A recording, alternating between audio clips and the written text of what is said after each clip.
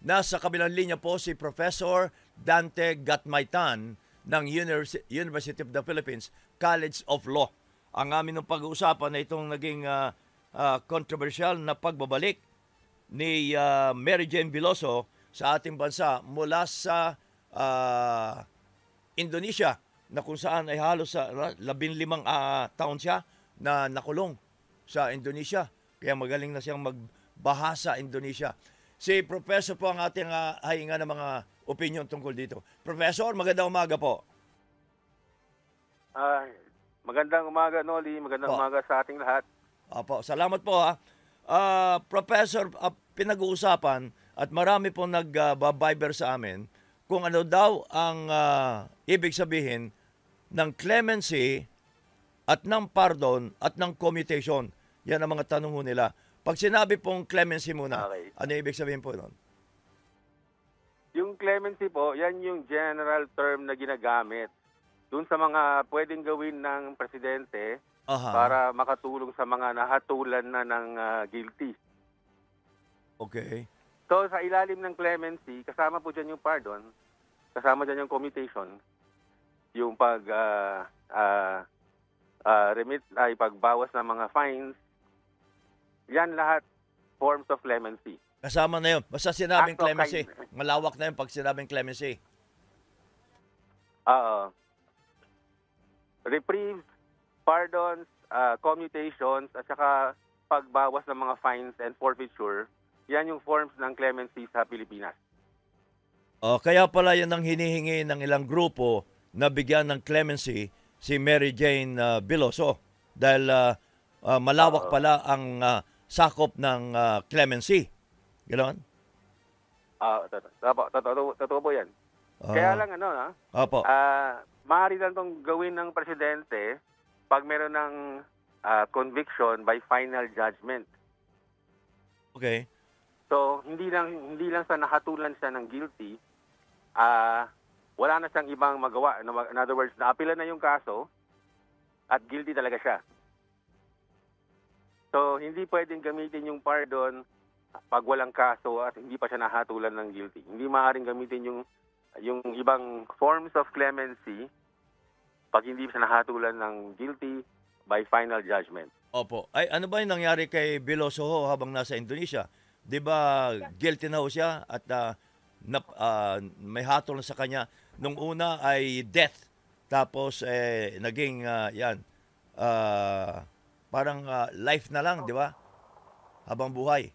Oo, pero hindi yata pinabalik na siya eh.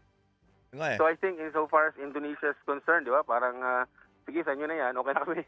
Parang okay na sila eh. Parang kayo nang bahala diyan. Ngayon, Parang ganon. oo. Ngayon ang pag-uusapan ay kakasuhan ba siya dito? Kasi kung hindi naman siya kakasuhan, hindi natin kailangan pag-usapan yung forms of clemency. Wala siyang Diba? kaso. Kasi ang alam ko, Opo. wala nang kaso dito, di ba? And hindi naman ata pwedeng i-apply yung forms ng clemency sa anumang hatol sa ibang bansa, di ba? Like Indonesia. Sabihin na natin na okay. Oo, sabihin na natin guilty siya, final judgment doon. Hindi yata yun yung intent ng Constitution eh. Opo. Ang intent ng Constitution dito sa Pilipinas, nahatulan siya guilty, final judgment. Okay. Anong ngayon ang pwedeng gawin ng presidente? Yun. Pero nasa power pa rin noon ng presidente. Pag kailangan, may kaso Kasi Opo. kung hindi naman siya kakasuhan, wala siyang problema. Ang tanong ko nga ho, wala naman siyang kaso sa Pilipinas. Ang kaso niya ay sa Indonesia. Paano yun? Yun na nga eh. So, parang, sa nakikita ko lang Opo. parang pinakawalan na siya ng Indonesia. Siguro, Okay. sa diplomatic, no? Nag-usapan na lang yung dalawang bansa. Opo. So, hindi na enforce ng Indonesia yung kanilang batas over Mary Jane. Tapos, wala namang kaso dito. Opo. So, I think, unless kasuhan siya, libre na siya. Wala siyang kaso dito. Ang kaso ay sa Indonesia. So, hindi siya pwedeng ikulong na matagal sa atin? Hindi, parang, hindi na. Ang just by yung nakikita ko, pumayag na yung Indonesia na pakawalan si Mary Jane. Okay. Kahit na life sentence pa yung nahatulan sa Oo. kanya dati. So, anong ibig sabihin noon ng Indonesia noon? Yun na nga, okay na sila. Kumbaga siguro, isip nila yung 15 years, okay na. Oo. Wala namang binigay na Pero hindi kondisyon. na, Opo. Wala namang kondisyon wala din ng namang Indonesia. kondisyon, di ba? Oh, wala po. Oo. Oo. Kaya nga eh. So parang okay na yung Indonesia, tapos parang okay naman tayo dito dahil nakabalik na. Unless gulatin tayo ng NBI, no? Bigla na lang may kaso, tawagan ko ako ulit kung anong mangyayari. Oh. Ito ang sabi ni Presidente, wala namang kondisyon na binigay ang Indonesia. It's really up to Oo. us. Up to us. Sa atin na. Yun na nga. Yun But na nga. we're still at the very preliminary stage. Ano yung ibig sabihin nun? Yun na nga. I think ngayon, iba na yung tinitingnan nila kung kailangan bang kasuhan si Mary Jane. Yun. Nandun tayo ngayon. Kasi iba yung usapan yung nangyari sa Indonesia eh. Now, under Philippine law, meron ba siyang nalabag na batas? Opo. So, sino ang So, yun natin pinag-aaralan ngayon. sino ang dapat na ahensya na mag-review? Ang DOJ? I think so. Opo. Ultimately, DOJ. Opo. Kasi ang sinasabi ng isang opisyal, matagal na proseso yan. Hindi natin pwedeng madaliin. Kasalukuyang pinapatupad lang natin ang panuntunan natin with the government of Indonesia for Mary Jane Veloso just to serve her prison sentence in the Philippines. Ang ibig sabihin nun, Yun na nga yun. pwedeng ituloy dito sa Pilipinas. Parang kondisyon eh. Parang Yun na nga, yun ang pinag-aaralan nila. Yun ang pinag-aaralan nila. Baka hindi na kailangan kasuhan ng panibagong kaso, baka pwede na lang prison term dito. Baka hindi sabi mo nga mahabang proseso 'yan at ang standards ng DOJ ngayon napakataas eh. Hindi sila basta-basta magsasampa ng kaso, kailangan may greater than yung chance na manalo talagang mataas. So ayoko rin silang apurahin. Okay. Ang ibig sabihin niyan, si Veloso daw will serve out here yung life sentence if not pardon, kung sakali, kung hindi pa pardon, itutuloy niya yung hatol na life sentence dito sa atin? Yun na nga. Yun na nga ang bagong legal issue dito eh. Pwede bang i-pardon ng presidente ang isang na-convict sa ibang bansa? Mm-hmm.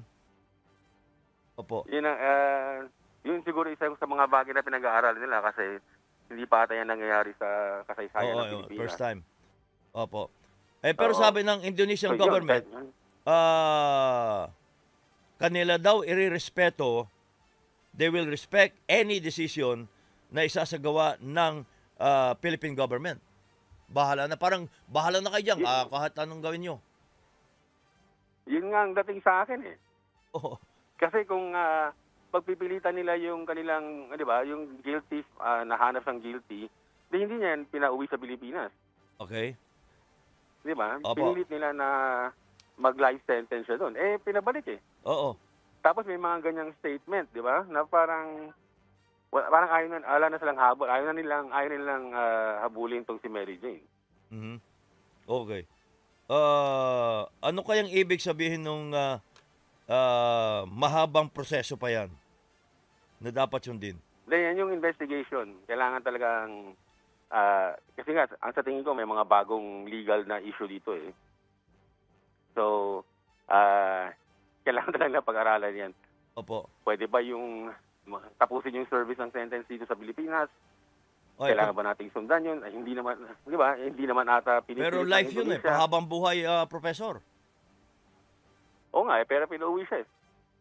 Uh-huh. Dahil sabi mo kanina, wala namang kondisyon. Di ba? Sabi ng mga government officials natin, walang kondisyon. Wala. So, I'm also trying to figure out ano ba talaga yung nangyari dito? Or may habol, may interest pa ba? Yan ang iniisip ko. May interest pa ba yung Indonesia sa kanya? O gumugulo lang yung buhay nila dahil sa kanya? Parang so, wala. Parang wala okay na. Yun. Oo, kasi diba? ang sabi ng Indonesian government, bahala na kayo dyan.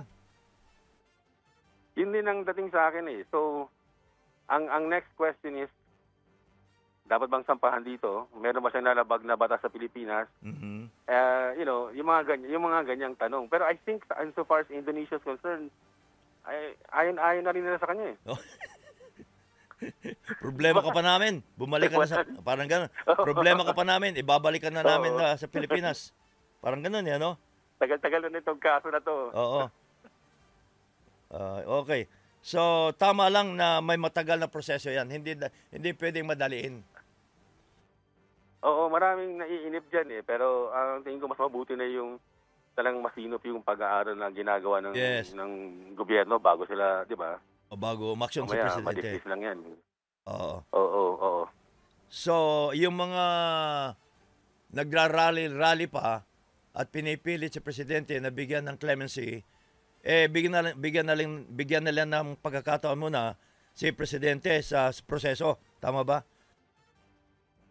Oo, di ba sabi ko nga kanina, kailangan may judgment. Ibig sabihin, kung gusto nila yung clemency, dadaan yan sa korte. Ngayon, kung wala namang isasampa na kaso, wala na silang dahilan kung bakit, di ba, mag-panic o mag-request ng clemency. Okay. So, kung walang kaso, wala na. Pwede na siya makalaya. Wala na. Opo. Oo. Opo. Okay. Pero sinasabi naman ng government din, sandali lang, kung aming gagawin kay Veloso yan, gagawin din namin sa ibang mga bilanggo na narito sa atin, bansa. Tama ba yon? Kung pareho yung circumstances na nahatulan sa ibang bansa, Oo. baka pilitan silang di ba, ulitin yung proseso for them. Pero ilang kaso ba yung ganyan? Meron tayo, wala naman eh. Hindi, may mga kaso in dito general, nakabilanggo ngayon. Pwede ba mga binigyan halimbawa ng pardons o clemency si Veloso, pwede bang gawin yun sa ibang mga bilanggo nasa ating bansa?